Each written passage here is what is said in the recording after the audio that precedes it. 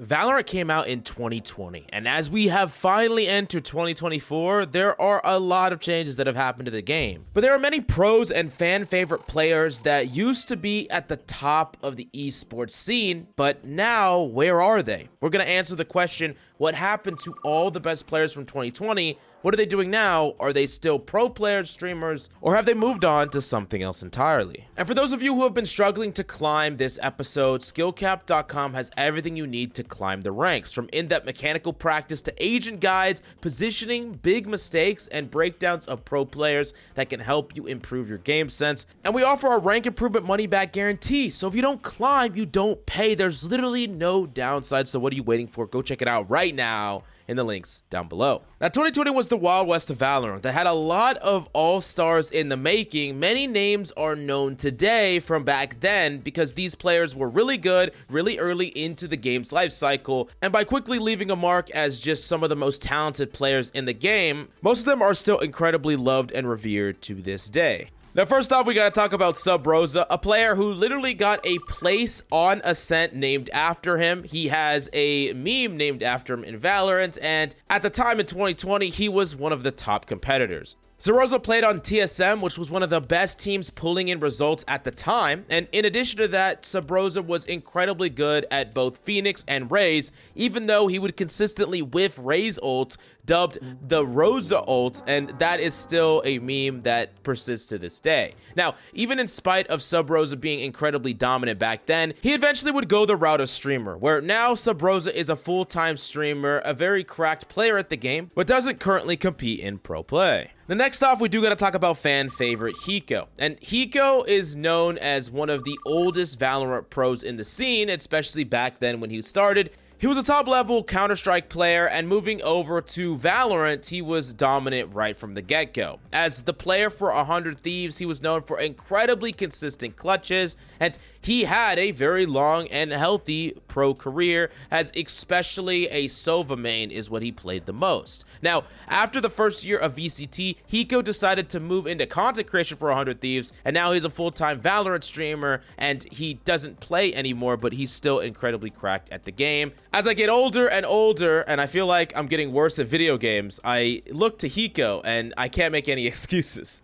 The next up, we do gotta talk about Wardell, another player that was on TSM, dominant in the early stages of Valorant. Especially Wardell was known as one of the best oppers, if not the best opper in North America. He was incredibly consistent to the point where TSM would build entire strategies around Wardell because of just how reliable he was at using that operator. And at the time, with Jet being incredibly powerful and the operator being only 4,500 credits, incredibly cheap, Wardell was dominating. He was going crazy with the op and being just a complete demon in both ranked and pro play alike. Now, as time went on, TSM would try different variations around Wardell, and some of them would be successful while others were not. Many people believed that building an entire team around Wardell was not quite worth it, and slowly Wardell got shoehorned into the op crutch stereotype. Now, that being said, Wardell still could have continued his career as a pro player, but deciding to stay near and take care of his family, he decided to go the full-time streamer route instead, which he still streams Valorant and other FPS games like Tarkov to this day. Now, the next player is a huge fan favorite, Brax. And Brax had one of the most hyped entries to Valorant esports, period.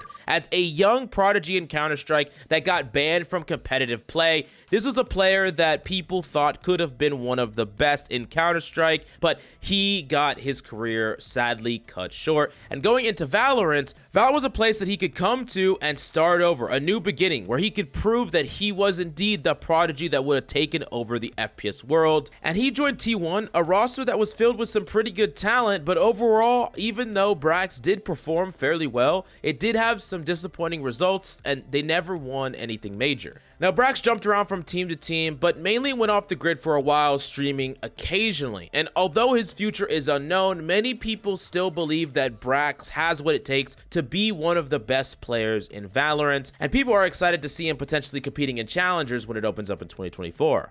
Next off, we do gotta talk about Nitro. And back in 2020, Nitro was one of the best players, period. He was a top competitor in Counter-Strike, leaving Counter-Strike and being guaranteed a spot on a Counter-Strike roster just to play in Valorant. And that's the crazy thing, because a lot of players had this presumption that most of the people that came to Valorant were people that kind of didn't have established, positions on teams. They weren't really the dominant players in Counter-Strike. They were just players that either didn't quite get their shot or they didn't perform that well in Counter-Strike, and Valorant was a new thing that they were looking to try. But Nitro was different. Nitro was doing amazing in Counter-Strike, and he walked all of it away to play in Valorant. And in OG 100 Thieves, they won first strike, and he was one of the best Omen players, best controllers in the entire game. People basically regarded him as just a really top tier competitor, as someone who came into Valorant, quickly learned the game, and established himself as a dominant player, just quickly transferring his skills over. But then in a shocking twist, he got an offer from Counter-Strike and immediately left back for Counter-Strike. After being in a established roster, dominating in Valorant, becoming one of the best Valorant players, he just left right away, and people thought he was going to be gone for good. But recently, he joined M80 in Valorant for the 2024 Challengers League, and a lot of people are looking at Nitro as someone who has proved that he has what it takes to be dominant in Valorant. We'll see what he does in this coming year. Now, speaking of which, we do got to talk about Sentinels, the team that got first place in the first Masters in Iceland, and this was filled with dominating players that are still known and recognized to this day, especially the iteration after Sinatra left and TenZ stepped in as his replacement. This roster was very dominant as well. While Sentinels was dominant before, afterwards they went on a very long run, and a lot of these players are still active in the pro scene. First off is Dapr, then Sentinel player for the original OG Sentinel, and he was known for really innovative movement, jiggle peeking, side anchors, and one of the best ciphers, if not the best cipher in the world at the time, and he won the first ever Valorant Major. Now, after floating around a couple of teams since then, now he's playing in the tier 2 scene on Oxygen Esports, and during the offseason they are looking like one of the favorites going into Challengers, a really, really notable team to look out for, and Dapr is committed to being the best player he could possibly be, and looking sharper than ever. Definitely keep an eye on him in this 2024 season.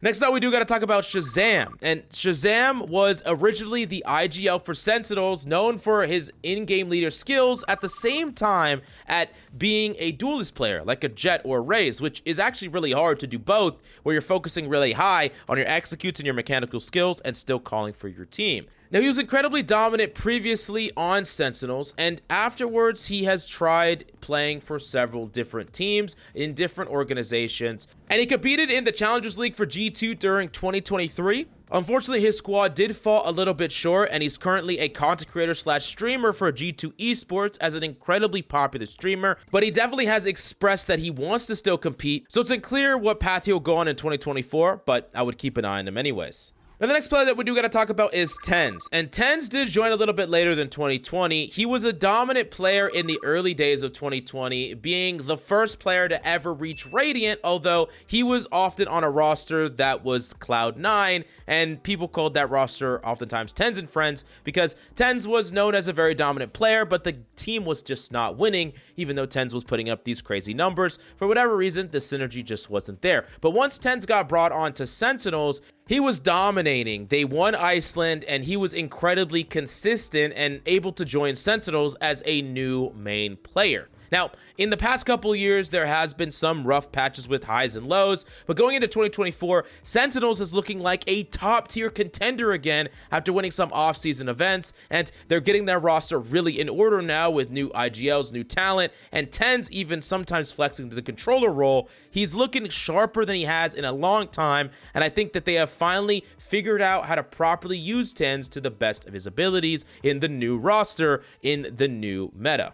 Now, second place up in Masters in Iceland, the OG Fnatic of Boaster and Derke. These players are still together to this day. From 2021 to 2024, these two were together for Fnatic the entire time. And they never won a major despite putting in some serious results, like second place in Masters Iceland, the first international LAN. But after sticking together for so long and having so many close victories, but still very impressive results, they were arguably the best team in 2023 after winning the Brazil lock-in tournament. They won the following Masters Tokyo, and they're sticking with the 2023 roster and looking very, very good going into 2024. Now, did I miss any of your fan favorite players from back in the day, the 2020 to 2021? Let me know where they are now. Do you still follow them? And is there any player that has stepped away from pro play that used to be dominant that you want to see back again? Let me know, and make sure to check out SkillCapped if you quickly want to improve and climb the ladder with a rank improvement money back guarantee. Check it out right now down below.